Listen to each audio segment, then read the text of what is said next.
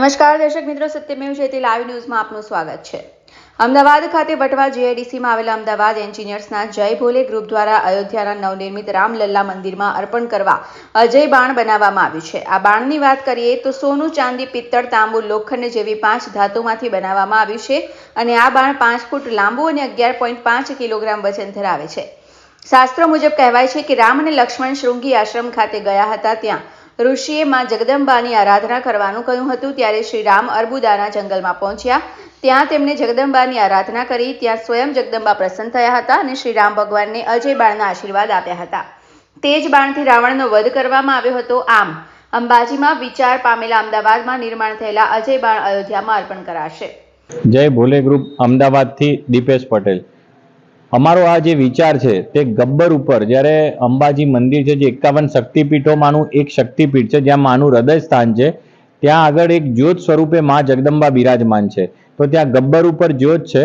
અમે લોકો group members બધા ત્યાં ગયા હતા અને ત્યાંથી અમને આ વિચાર આવ્યો કે અજય બાણ, ત્યાંની એક કથા અનુસાર, જે રામાયણમાં જે કથા છે એ અનુસાર રામ અને લક્ષ્મણ અર્બુદાના જંગલમાં આવ્યા હતા અને ત્યાં શ્રીંગી ઋષિએ તેમને માં જગદંબાની આરાધના કરવા કહ્યું હતું અને માં જગદંબાએ તેમના ઉપર પ્રસન્ન થઈ અને પ્રભુ શ્રી રામને અજય બાણ અર્પણ કરેલ અને તે અજય બાણથી રામે રાવણનો વધ કર્યો હતો। અધર્મ ઉપર ધર્મની જીત, તેના માટે એ અજય બાણ આપ્યું હતું।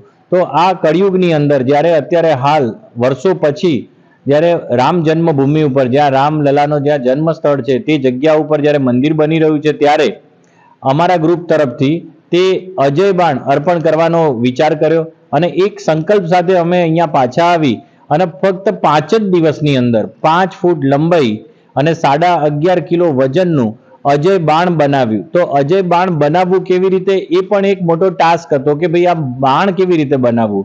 તો તેના ઉપર રિસર્ચ કર્યું કે ભાઈ હવે આની અંદર કઈ જગ્યાએ વર્ણન છે। તો વેદોમાં તેનું વર્ણન છે।